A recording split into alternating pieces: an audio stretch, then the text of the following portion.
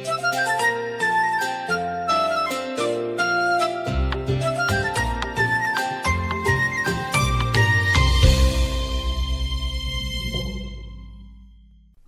நேயர்களே, ஃபீபாவின் இன்றைய காலை தியானத்திற்காக உங்களை அன்புடன் வரவேற்கிறேன். ஃபீபா நேயர்களுக்கு அன்பின் வாழ்த்துக்கள். இந்த நாளிலும் தியானிக்கும்படியாக தெரிந்து கொண்ட தலைப்பு கர்த்தர் நல்லவர். கர்த்தர் நல்லவர் ஏனெனில் அவர் நம் தகப்பனாக இருக்கின்றார். அவர் நம் பரம தகப்பன்.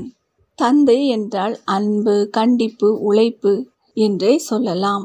ஒரு தகப்பன் தன் பிள்ளையை வயிற்றில் சுமக்கவில்லை என்றாலும் பிள்ளையை வாழ்நாளெல்லாம் சுமக்கின்றார்.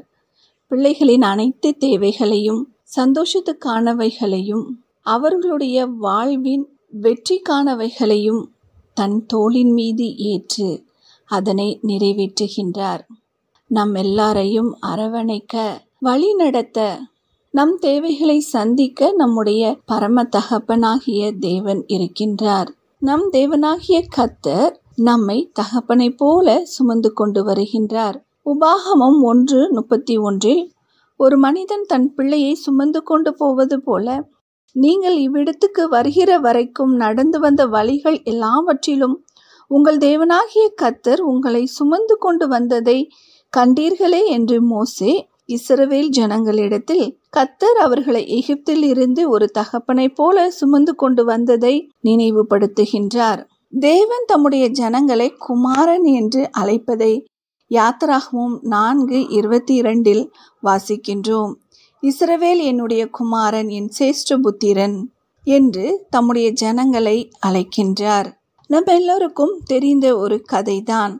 ஒரு தேவ பிள்ளையின் கண்ணீரின் வேளையில் தேவன் ஒரு காரியத்தை அவருக்கு காண்பித்தாராம். ஒரு கடற்கரையில் 2 நபர்கள் ஒன்றாக நடந்து சென்ற காலடி தடங்கள் அந்த மண்ணில் பதிந்திருந்தது. ஆனால் சற்று தூரம் சென்ற பின் ஒரு நபருடைய காலடி தடங்கள் மட்டுமே இருந்தது. இது யாருடைய காலடி தடங்கள் என்று அந்த தேவ மனிதன் கர்த்தரிடம் கேட்டாராம். உடனே அவர், இது நம் இருவருடைய காலடி தடங்கள் தான் என்று சொன்னாராம். பின்பு அந்த தேவ மனிதர் கர்த்தரிடம் கேட்டார், நான் நன்றாக இருக்கும்போது நீர் என்னோடு கூட வந்தீர். 2 காலடி தடங்கள் இருந்தது. இப்பொழுது நான் கண்ணீரின் வேளையில் இருக்கிறேன், ஆனால் இப்பொழுதோ ஒரு காலடி தடமே காணப்படுகிறது என்று கேட்டாராம். நீர் எங்கே போய்விட்டீர் என்று கேட்டாராம். அதற்கு கர்த்தர், அந்த ஒரு காலடி தடம் என்னுடையது. நான் உன் கண்ணீரின் வேளையில் உன்னை சுமந்து கொண்டு வந்தேன் என்று கூறினாராம். ஆம், நாம் துன்பப்படும் போது அவர் சும்மா இருப்பதில்லை. ஒரு தகப்பனை போல நம்மை தோளின் மீது சுமந்து கொண்டு செல்கின்றார். அவருடைய இரக்கத்துக்கு அளவே இல்லை. சங்கீதம் 103 தகப்பன் தன் பிள்ளைகளுக்கு இறங்குகிறது போல கர்த்தர் தமக்கு பயந்தவர்களுக்கு இறங்குகிறார் என்று வாசிக்கின்றோம். தகப்பன் எப்படி தன் பிள்ளையின் மீது பாசமாய் இருக்கின்றாரோ அப்படியே நாம் அவருக்கு பயப்படும் போது அவர் நம்மேல் இறங்குகின்றார். கர்த்தர் ஒரு தகப்பனை போல பிள்ளை தவறு செய்யும் போது கண்டித்தாலும் அதுக்காக மனஸ்தாபப்படுகிறவராய் இருக்கிறார். எரேமியா 31:20 எப்ராயிம் எனக்கு அருமையான குமாரன் அல்லவா, அவன் எனக்கு பிரியமான பிள்ளை அல்லவா, அவனுக்கு விரோதமாக பேசினது முதல் அவனை நினைத்து கொண்டே இருக்கிறேன். ஆகையால் என் உள்ளம் அவனுக்காக கொதிக்கிறது, அவனுக்கு உருக்கமாக இறங்குவேன் என்று கர்த்தர் சொல்கிறார் என்று வாசிக்கின்றோம். கர்த்தருடைய உள்ளம் நம்மை கண்டித்தாலும் தண்டித்தாலும் நமக்காக இறங்கும். நாம் தேவனுடைய பிள்ளைகள் என்று அழைக்கப்படுகிறதினாலே பிதாவானவர் நமக்கு பாராட்டின அன்பு எவ்வளவு பெரிதென்று பாருங்கள். ஆம், அவர் நம்மீது அன்பு கூறுகின்றார். நாம் அப்பா பிதாவே என்று கூப்பிட பண்ணுகிற புத்திர சுவிகாரத்தின் ஆவியை கொடுத்திருக்கின்றார். அது மட்டுமல்ல, நம்மை சமாதானத்தினாலும் சந்தோஷத்தினாலும் நிரப்புகின்றார். ரோமர் 15:13 நாம் வாசிக்கின்றோம், பரிசுத்த ஆவியின் பலத்தினாலே உங்களுக்கு நம்பிக்கை பெருகும்படிக்கு நம்பிக்கையின் தேவன் விசுவாசத்தினால் உண்டாகும் எல்லாவித சந்தோஷத்தினாலும் சமாதானத்தினாலும் உங்களை நிரப்புவாராக என்று. ஆம், கர்த்தர் தம்முடைய பிள்ளைகளுக்கென்று கொடுக்கின்ற சந்தோஷத்தையும் சமாதானத்தையும் அவருடைய பிள்ளைகள் பெற்றுக்கொள்ள வேண்டும் என்று பவுலப்போஸ்தலர் இங்கு வேண்டுகின்றார். நம்முடைய தேவைகளை நம் தேவன் சந்திக்கின்றார். மத்தேயு 7:11 ஆகையால் பொல்லாதவர்களாகிய நீங்கள் உங்கள் பிள்ளைகளுக்கு நல்ல ஈவுகளை கொடுக்க அறிந்திருக்கும் போது நற்பிதா நலம் அருள்வார்.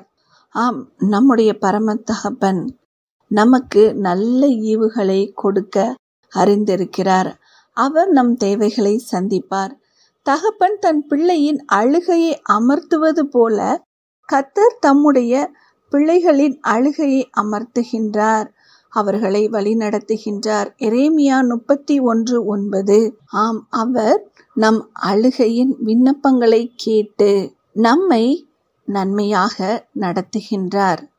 அன்பும் கண்டிப்பும் தான் தகப்பனின் குணம். நம் பரம தகப்பனும் அதே போல தான் நேசிக்கின்ற புத்திரனை சிட்சிக்கின்றார். கர்த்தர் எவனிடத்தில் அன்பு கூறுகிறாரோ அவரை சிட்சிக்கிறார் என்று சொல்லி நாம் வேதத்தில் வாசிக்கின்றோம். மேலும் பிதாவாகிய தேவன் நம்மிடத்தில் எதிர்பார்க்கின்ற ஒரு காரியம் என்ன? மல்கியா 1:6 குமாரன் தன் பிதாவையும் ஊழியக்காரன் தன் எஜமானையும் கனம் பண்ணுகிறார்கள். நான் பிதாவானால் என் கனம் எங்கே என்று கேட்கிறார். பிதாவாகிய தேவன் நம்மை அவருடைய பிள்ளைகளாய் அன்பையும் அரவணைப்பையும் கொடுத்து வழி நடத்துகின்றார். அந்த அன்புக்கு நாம் பாக்கியவான்களாய் நடந்து அவருக்கு பிரியமாய் பரிசுத்தமாய் தேவ பக்தியிலும் பரிசுத்தத்திலும் நாம் வளர வேண்டும். அவருக்கு கொடுக்க வேண்டிய சகல கனத்தையும் நாம் அவருக்கு செலுத்த வேண்டும். இதைத்தான் தேவனாகிய கர்த்தர் நம்மிடத்தில் எதிர்பார்க்கின்றார். நம்முடைய பரமபிதாவாகிய தேவன் நம் ஒவ்வொருவரையும் தம்முடைய அன்பினால் நிரப்பி தம்முடைய பிள்ளைகளாக வழிநடத்தி ஆசீர்வதிப்பாராக. ஆமேன். இன்றைய காலை தியானத்தில் பங்கேற்றமைக்காக நன்றி. உங்களது கருத்துக்களை பகிர்ந்து கொள்ளவோ மேலும் விவரங்கள் அறிந்து கொள்ளவோ 9458585042 என்ற எண்ணிற்கோ அல்லது info@fibaonline.org தொடர்பு கொள்ளவும். தேவன் தாமே உங்களை ஆசீர்வதிப்பாராக. ஆமேன்.